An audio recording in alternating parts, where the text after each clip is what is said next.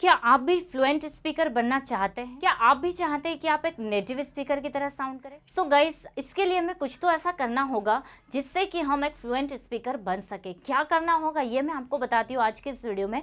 So guys, my name is खुशी और आज के इस वीडियो में हम लोग सीखने वाले हैं कुछ ऐसी फ्रेजल वर्ब्स जिसको सीखकर आप एक फ्लुएंट स्पीकर बन सकते हैं, या फिर हम बोल सकते हैं कि आप अपनी इंग्लिश को काफ़ी हद तक इम्प्रूव कर सकते हैं। अब गाइस देखिए, हम लोग बात करेंगे कि फ्रेजल वर्ब्स क्या होती है या फिर इन्हें कैसे याद किया जाए, राइट। तो मैं आपको आज जो फ्रेजल वर्ब्स पढ़ाऊंगी वो सिर्फ मैं आपको पढ़ाऊंगी तो सही, लेकिन साथ ही साथ मैं आप लोगों को कुछ ऐसे ट्रिक्स बताऊंगी जिससे आप उन फ्रेजल वर्ब्स को काफ़ी लंबे समय तक याद रख सकते हैं। सो गाइस, अगर आप चाहते हैं कि आप एक अच्छे स्पीकर बने तो हमें उसके लिए कुछ तो ऐसा करना होगा जिससे कि हमारी इंग्लिश थोड़ी सी अलग लगे, थोड़ी सी इफेक्टिव लगे, और इसके लिए कुछ हमें एडवांस चीज़ों का सीखना भी ज़रूरी हो जाता है। सो आज के इस वीडियो में गाइस हम लोग सीखने वाले हैं कुछ ऐसी ही फ्रेजल वर्ब्स जिससे कि आपकी इंग्लिश थोड़ी सी अलग बनेगी और आप एक नेटिव स्पीकर की तरह साउंड कर सकते हैं। सो गाइस, वीडियो के एंड तक बने रहिए क्योंकि आज के इस वीडियो में हम लोग ट्रिक के साथ में 25 कुछ ऐसे फ्रेजल वर्ब सीखेंगे जो आपकी डे टू डे कॉन्वर्सेशन के लिए बहुत ही ज़्यादा इंपॉर्टेंट है। तो चलिए वीडियो को स्टार्ट करते हैं। सबसे पहले समझते हैं कि फ्रेजल वर्ब्स होती क्या है। यहाँ पर देखिए, आप स्क्रीन पर आपको यहाँ पर वर्ब के साथ में प्रपोजिशन दिख रहा है। इसका मतलब ये गाइस कि अगर आपको जब भी किसी वर्ब के साथ में कोई प्रपोजिशन अगर मिलती है और वो साथ में किसी सेंटेंस में यूज हो रहा है, इसका मतलब वो प्रपोजिशन कहलाती है। यहाँ पर हम एक छोटा सा एग्जांपल ले लेते हैं। यहाँ दिया हुआ है लुक, एंड लुक के बाद में मैंने यहाँ पर एक प्रपोजिशन यूज कर ली है आफ्टर। सो गाइस, लुक यहाँ पर हमारी मेन वर्ब है एंड इसके साथ में हमारी एक प्रीपोजिशन आ चुकी है। अब ये जो है यहाँ पर ये जो वर्ड है ये कहलाएगा फ्रेजल वर्ब, क्योंकि इसके साथ में एक प्रीपोजिशन जुड़ी है प्लस इसका मीनिंग पूरा चेंज हो जाएगा। जनरली हमें पता है कि लुक का मीनिंग होता है देखना, लेकिन अगर लुक के साथ में कोई प्रीपोजिशन आ रही है तो इसका मीनिंग पूरी तरह से चेंज हो जाता है। कैसे? उसी तरह से अगर वर्ब के साथ में कोई एडवर्ब अगर जुड़ जाती है तो वो भी हमारी फ्रेजल वर्ब कहलाती है और ये एक अलग मीनिंग देती है। मीन्स ये कि अगर यहाँ पर जो वर्ब दी हुई है आप उसके अकॉर्डिंग उसका मीनिंग नहीं निकाल सकते, आपको उसके मीनिंग को समझना होता है। और गाइस, यही रीजन है कि हम हमारी लैंग्वेज को इफेक्टिव या फ्लुएंट नहीं बना पाते, क्योंकि हम इन फ्रेजल वर्ब्स का यूज करते ही नहीं है। हम अपने इंग्लिश में सिंपल वोकैब का यूज करते हैं। तो गाइस, आज के इस वीडियो में जो फ्रेजल वर्ब्स हम लोग पढ़ने वाले हैं वो आपको यूज भी करते जाना है। आपको हमेशा अपने डे टू डे कॉन्वर्सेशन में इन फ्रेजल वर्ब्स को यूज करना है ताकि आप इनका यूज प्रैक्टिकली सीख पाए और अपनी इंग्लिश को आप फ्लुएंट बना पाए। गाइस, हमारी फर्स्ट फ्रेजल वर्ब यहाँ पर दी हुई है be fed up. Okay, so fed up का मीनिंग गाइस क्या होता है? फेड अप का मीनिंग होता है बोर हो जाना या फिर पक जाना। चलिए देखते हैं इसका मीनिंग। बी बोर्ड, अपसेट और सिक ऑफ समथिंग। जब आप किसी से पक जाते हैं, दुखी हो जाते हैं या फिर बोर हो जाते हैं तो वहां पर आपको बी फेड अप का यूज करना होता है, जिसका मीनिंग होता है बोर हो जाना। चलिए एग्जाम्पल देखते हैं। I am fed up of his complaints, मतलब मैं उसके कंप्लेंट से तंग आ चुकी हूँ, मैं उसके कंप्लेंट से पक गई हूँ। सो गाइस, जो आपको यहाँ पर बी दिख रहा है, इस बी में आपको मतलब ये बी की जगह आपको यूज करना रहेगा इज, एम और आर। जैसे मैंने यहाँ पर आई के साथ में एम का यूज किया है। सो गाइस, आपको अभी की भी याद करते जाना है। फेड अप, फेड अप का मीनिंग होता है बोर हो जाना या फिर पक जाना। तो बोर वर्ड को ना यूज करके आप फ्रेजल वर्ब यूज करेंगे, दैट इज फेड अप। चलिए गाइस, हमारी नेक्स्ट फ्रेजल वर्ब यहाँ पर दी हुई है प्राइस अप। अब देखिए, प्राइस अप का मीनिंग क्या होता है गाइस। अगर हम प्राइस अप के मीनिंग की बात करें, जब कोई भी व्यक्ति किसी वस्तु का प्राइस जो है उससे ज़्यादा चार्ज करता है, अधिक चार्ज करता है, चार्ज मोर फॉर समथिंग, मतलब कोई वस्तु है उससे उसका जो एमआरपी रेट है उससे अगर कोई ज़्यादा चार्ज कर रहा है तो वहाँ पर हम प्राइस अप फ्रेजल वर्ब का यूज़ करेंगे, जिसका मीनिंग होता है अधिक चार्ज करना। एग्जाम्पल देखते हैं। Some shopkeepers price up the things, मतलब कुछ शॉपकीपर्स जो होते हैं वो क्या करते हैं, चीज़ों का मूल्य बढ़ा देते हैं, प्राइस को अप कर देते हैं, मतलब चीज़ों के मूल्य को वो बढ़ा देते हैं। सो गाइस, ध्यान रखिए, प्राइस अप का मीनिंग होता है किसी भी वस्तु के मूल्य को बढ़ा देना या फिर ज्यादा कर देना। गाइस, हमारी नेक्स्ट फ्रेजल वर्ब दी हुई है लुक आफ्टर। अब देखिए, लुक आफ्टर का मीनिंग क्या होता है गाइस। जब भी हम बात करते हैं किसी के देखभाल करने की तो लुक आफ्टर वर्ब आपको यूज करना है, जिसका मीनिंग होता है देखभाल करना, केयर करना। टू केयर यहाँ पर आप देख सकते हैं, राइट। तो केयर वर्ड को ना यूज करते हुए हम आज से फ्रेजल वर्ब यूज करेंगे जो है लुक आफ्टर। चलिए एग्जांपल्स देखते हैं। Women always look after domestic works, मतलब जो वीमेन होती है वो हमेशा ही डोमेस्टिक वर्क्स मतलब घर के कामों की देखभाल करती है। या आप अगर चाहे तो किसी व्यक्ति के लिए भी यूज कर सकते हैं, जैसे कि you should always look after your parents, आपको हमेशा आपके पेरेंट्स की देखभाल करनी चाहिए। या फिर she does not look after me, वो मेरी देखभाल नहीं करती है। सो गाइस ध्यान रखेंगे आप लोग, लुक आफ्टर का मीनिंग होता है देखभाल करना। गाइस हमारी नेक्स्ट फ्रेजल वर्ब दी हुई है आंसर बैक। अच्छा देखिए, कोई तो ऐसा होगा जो कभी आपको भला बुरा कहता होगा या फिर कभी आपको पलट कर जवाब देता होगा। सो गाइस इसे इंग्लिश में बोला जाता है आंसर बैक, जिसका मीनिंग होता है बुरा भला कहना या फिर पलट कर जवाब देना। ओके देखिए, to reply rudely to someone, मतलब किसी को रूडली जवाब देना, पलट कर जवाब दे देना। चलिए देखते हैं example. She answered me back, उसने मुझे भला बुरा कहा। When I asked her something, जब मैंने उससे कुछ पूछा तो उसने मुझे पलट कर जवाब दे दिया या फिर उसने मुझे भला बुरा कह दिया। आप इसको किसी भी टेंस में यूज कर सकते हैं, जैसे we should not answer anyone back, मतलब हमें कभी किसी को भला बुरा नहीं कहना चाहिए। सो गाइस देखिए, आंसर का मीनिंग तो होता ही है जवाब देना, राइट। उसके साथ में हमने बैक लगा दिया, मतलब वापस हम बोल सकते हैं। तो आंसर बैक मतलब पलट कर जवाब देना या फिर भला बुरा कहना, राइट। नेक्स्ट फ्रेजल वर्ब हमारी दी हुई है आस्क अबाउट। अब आस्क अबाउट का मीनिंग क्या होता है? देखिए, आस्क का मीनिंग तो हम जानते हैं पूछना होता है। इसमें अबाउट ऐड कर दिया है, जिसका मीनिंग होता है किसी के हालचाल लेना या किसी के बारे में पूछताछ करना, राइट। इंग्लिश में देखते हैं, to inquire about someone's health, मतलब किसी की हेल्थ की जानकारी लेना, किसी के हेल्थ के बारे में पूछना। चलिए एग्जाम्पल देखते हैं। Jenny asked about you, so I told her you were fine. Jenny ने आपके बारे में पूछा तो मैंने उससे कहा कि तुम ठीक हो। ओके तो यहाँ पर देखिए आस्क का अबाउट का यूज हुआ है। आप इसे किसी भी टेंस में यूज कर सकते हैं, present simple, past simple, continuous, जो भी टेंस आप चाहते हैं आप उसमें यूज कर सकते हैं। सो गाइस ध्यान रखिए, आस्क का मीनिंग हम समझ रहे हैं क्या होता है, पूछना। उसके साथ हमने अबाउट ऐड कर दिया, जिसका मीनिंग होता है के बारे में पूछना, या हम समझ सकते हैं किसी की हालचाल लेना है, किसी के हेल्थ के बारे में इंक्वायरी करना। गाइस हमारी नेक्स्ट फ्रेजल वर्ब दी हुई है आस्क इन। चलिए देखते हैं। पहले तो आप ये बताइए कि आस्क का मीनिंग क्या होता है। हम जनरली जानते हैं आस्क का मीनिंग होता है कहना, पूछना, राइट। और इन मतलब क्या होता है गाइस? इन का मीनिंग होता है अंदर। तो आस्क इन का मीनिंग होता है किसी को अंदर बुलाना या अपने घर में बुलाना। देखिए यहाँ पर इंग्लिश में मीनिंग दिया हुआ है, to invite somebody into your house. कोई मान लीजिए आपके घर के दरवाजे पर खड़ा हुआ है, आपके घर के बाहर खड़ा हुआ है, आप उससे अंदर इनवाइट करना चाहते हैं, तो आप उसे आस्क इन यूज करके सेंटेंस बना सकते हैं इंग्लिश में। देखिए, John is at the door, ask him in, मतलब जॉन जो है वो दरवाजे पर खड़ा हुआ है, उसे अंदर बुला लो। सो गाइस ध्यान रखिए, आस्क इन का मीनिंग होता है किसी को अपने घर के अंदर बुलाना। ओके तो आप इसको इस तरह से याद रख सकते हैं। आस्क का मीनिंग होता है कहना, पूछना या फिर बोलना, और उसके साथ में इन है मतलब अंदर आने के लिए कहना। सो गाइस ध्यान रखेंगे, आस्क इन का मीनिंग होता है बुलाना या फिर कहना, अंदर आने के लिए। नेक्स्ट हमारी फ्रेजल वर्ब गाइस दी हुई है होल्ड अप। ओके देखिए, होल्ड अप का मीनिंग होता है गाइस इंतजार करना। देखिए, जब भी आप किसी का वेट करते तो वेट का यूज़ तो हम लोग करते ही हैं, लेकिन उसकी जगह पर आप कोशिश करें कि आप यूज़ करेंगे होल्ड अप, ताकि आप इन फ्रेजल वर्ब को यूज़ कर पाए। टू वेट, इसका मीनिंग दिया हुआ है, please hold up a minute, I want to take something. Please आप 1 मिनट का वेट करिए, आप होल्ड अप करिए 1 मिनट के लिए, मैं कुछ लेना चाहती हूँ या फिर मुझे कुछ लेना है। सो गाइस ध्यान रखेंगे, होल्ड अप का मीनिंग होता है टू वेट। ओके चलिए गाइस, अब हम देखते हैं नेक्स्ट वर्ड हमारा गिव अप। अब गिव अप ये काफ़ी कॉमन फ्रेजल वर्ब है जो हम सभी ने कहीं ना कहीं सुनी होगी।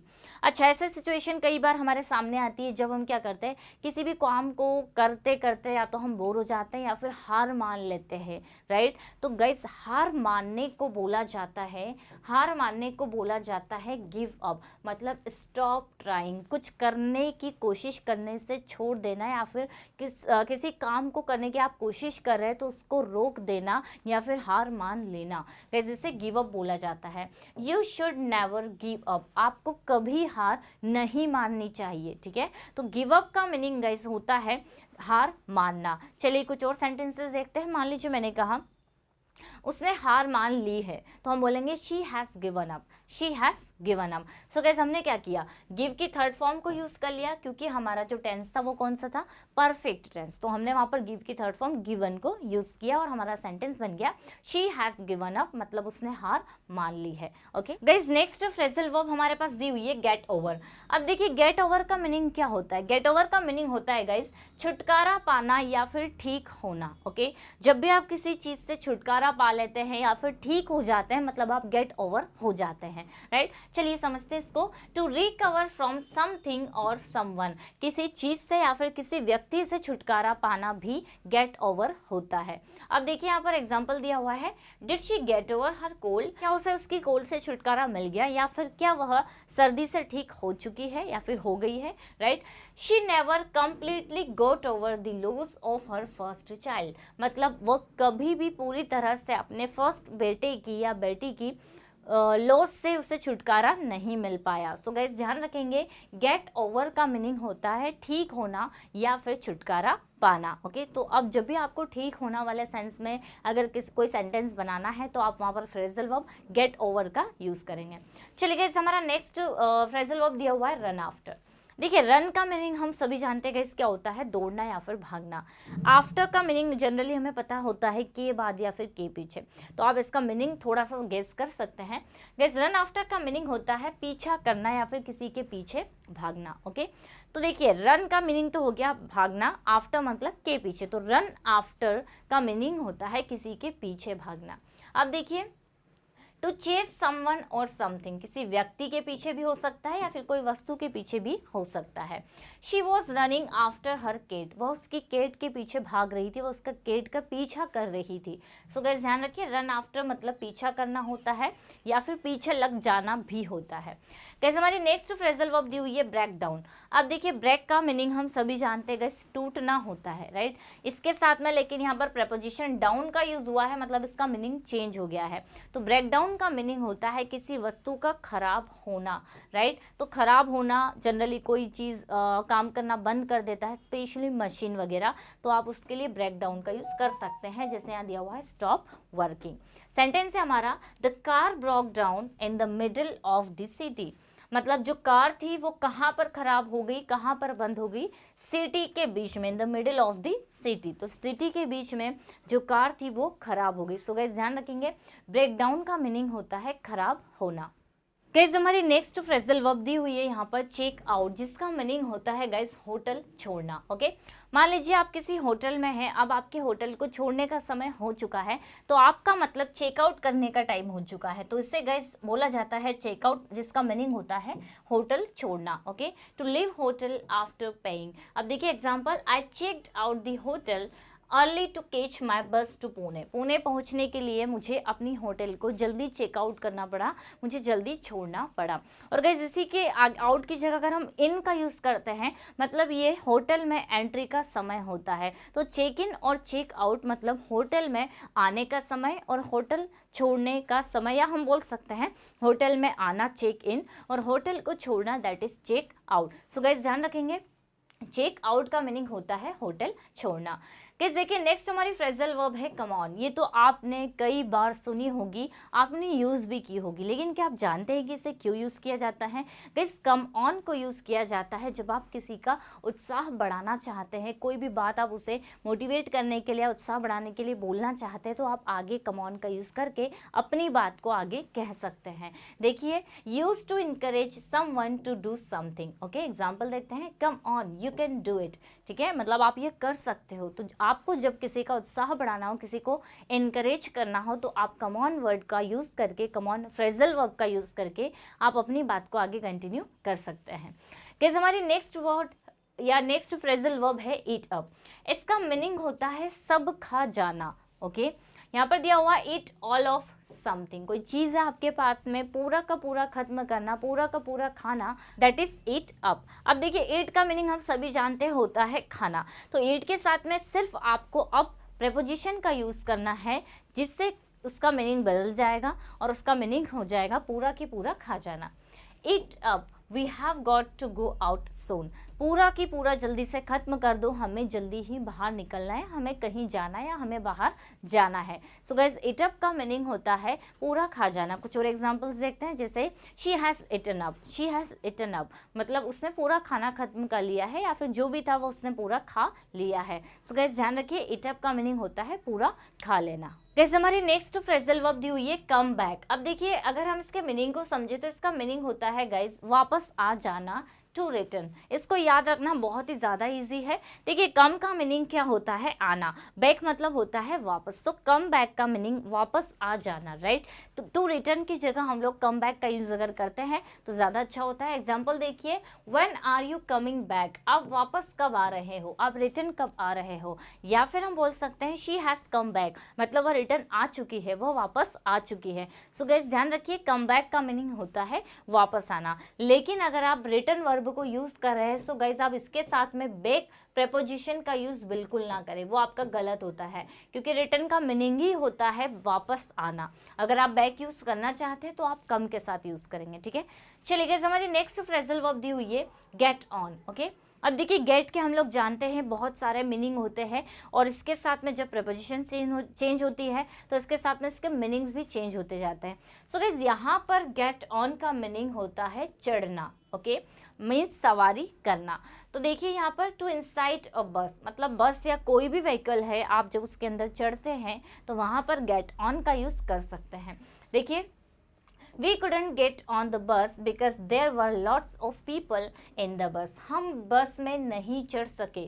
जैसे कि गेट ऑन, हम बस में गेट ऑन नहीं कर सके, हम बस में नहीं चढ़ सके क्योंकि बस में बहुत सारे लोग थे। ध्यान रखना है आपको, जब भी आप किसी भी बस ट्रेन में चढ़ने की बात अगर आप करते हैं तो वहाँ पर आप फ्रेजल वर्ब गेट ऑन का यूज़ करेंगे। गाइस हमारी नेक्स्ट फ्रेजल वर्ब दी हुई है ग्रो अप, जिसका मीनिंग होता है बड़ा होना, ओके। जनरली बड़ा होने के लिए हम ग्रो अप वर्ड का यूज़ करेंगे। ग्रो का मीनिंग हम सभी जानते हैं बढ़ना होता है या फिर उगना होता है। इसके साथ अगर हम अप प्रपोजिशन का यूज़ करेंगे तो भी मीनिंग चेंज नहीं हो रहा है, तो भी मीनिंग होता है बढ़ना या फिर बड़ा हो जाना। एग्जाम्पल देखते हैं, बिकॉज एन एडल्ट, यहाँ पर गाइस बिकॉज नहीं आएगा, यहाँ पर आएगा बिकम, तो बिकम एन एडल्ट, ओके। तो देखिए यहाँ पर है she gets everything now because she has grown up. देखिए अब वह सब कुछ समझ जाती है क्योंकि अब वह बड़ी हो चुकी है। सो गाइस देखिए she gets everything now because she has grown up, because she has grown up. So grown up जो है गाइस वो ग्रो की थर्ड फॉर्म है, राइट। तो आप इसको वर्ब के अकॉर्डिंग आप चेंज कर सकते हैं। सो ध्यान रखिए ग्रो अप का मीनिंग होता है बड़ा होना। गाइस हमारी नेक्स्ट फ्रेजल वर्ब दी हुई है लुक बैक। अब देखिए जनरली हम सभी जानते हैं लुक का मीनिंग होता है देखना और बैक मतलब होता है पीछे, लेकिन यहाँ इसका मीनिंग पीछे देखना नहीं हो रहा है गाइस, इसका मीनिंग होता है पास्ट की बातों को सोचना। टू थिंक अबाउट पास्ट मतलब कुछ ऐसी चीज़ों के बारे में सोचना जो पास्ट में हो चुकी है, राइट। सो लुक बैक का मीनिंग गाइस होता है बीती हुई बातों को याद करना या फिर बीती हुई बातों के बारे में सोचना। एग्जाम्पल देखते हैं, when I look back I am filled with happiness. जब मैं बीती हुई बातों को याद करती हूँ तो मैं खुशी से भर जाती हूँ, राइट। सो आप ध्यान रखेंगे गाइस लुक बैक का मीनिंग होता है बीती हुई बातों को याद करना। हमारी नेक्स्ट फ्रेजल वर्ब दी हुई है गेट ऑफ। अब देखिए गाइस गेट ऑफ का मीनिंग क्या होता है। अभी हमने एक फ्रेजल वर्ब पढ़ी थी जो थी गेट ऑन। सो देखिए गेट ऑन मतलब होता है चढ़ना, लेकिन अगर आप किसी बस या ट्रेन से उतरते हैं तो उतरने का इंग्लिश होता है गाइस गेट ऑफ, जिसका मीनिंग होता है उतरना। To leave train bus etcetera, okay, किसी भी ट्रेन या बस को छोड़ना या फिर उसमें से उतरना। एग्जाम्पल देखते हैं, व्हेन आई सॉ हिम, जब मैंने उसे देखा, he was getting off the train, वह ट्रेन से उतर रहा था। क्लियर। सो गाइस दो फ्रेजल वर्ब को आप साथ में याद कर सकते हैं, get on and get off, जिसका मीनिंग होता है चढ़ना और उतरना। गाइस हमारी नेक्स्ट फ्रेजल वर्ब दी हुई है पुट ऑन, ओके। इसका मीनिंग होता है पहनना। देखिए to clothe one self, socks मतलब अपने सॉक्स पहन लो, ओके।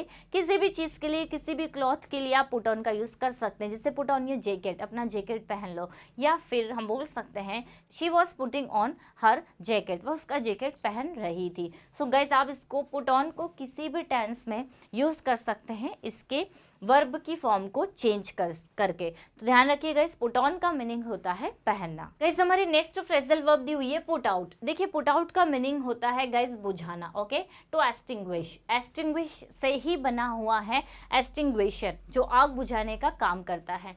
सो कोई भी आग बुझाने के लिए अगर आपको वर्ब यूज करनी है सो गाइस आप यूज करेंगे पुट आउट। अब देखिए यहाँ पर nobody was able to put out the fire, कोई भी आग को नहीं बुझा पाया, ओके। सो पुट आउट का मीनिंग होता है गाइस बुझाना, ध्यान रखेंगे आप लोग।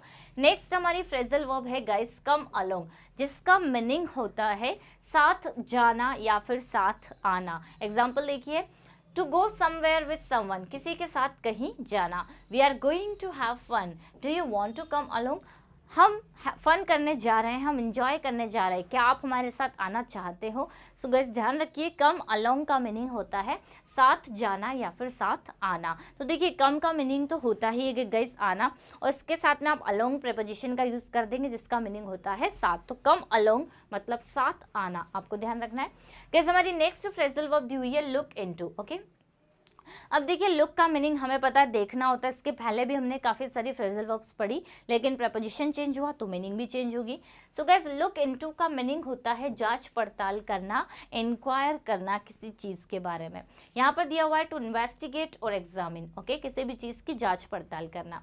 एग्जाम्पल देखिए, the police is looking into the matter, जो पुलिस है वो मैटर की जांच पड़ताल कर रही है, उसको एग्जामिन कर रही है, उसको इन्वेस्टिगेट कर रही है। सो क्यों ना गाइज हम लोग इन्वेस्टिगेट की जगह और एग्जामिन की जगह हम लोग लुक इनटू फ्रेजल वर्ब का यूज करें, जो कि काफी ज्यादा अट्रैक्टिव लगेगा। गाइस हमारी नेक्स्ट फ्रेजल वर्ब दी हुई है कम डाउन, ओके। अब देखिए कम डाउन का मीनिंग क्या होता है गाइस, कम डाउन का मीनिंग होता है गिरना या फिर कम होना। देखिए टू बिकम लोअर। अब देखिए हम सेंटेंस देखते हैं, the price of petrol needs to come down, मतलब जो पेट्रोल की प्राइस है उससे कम होने की ज़रूरत है, उसे गिरने की ज़रूरत है। तो गिरना मतलब ये गाइस कि किसी चीज़ में गिरावट आना, किसी चीज़ का कम होना, जिसको हम लोग बोलेंगे कम डाउन। सो गाइस देखिए कम का मीनिंग जनरली हम फिर से देख सकते हैं आना होता है, और डाउन मतलब वैसे नीचे होता है। तो कम डाउन मतलब कम होना, नीचे होना या फिर गिरना। सो ध्यान रखेंगे गाइस, कम डाउन मतलब होता है गिरना।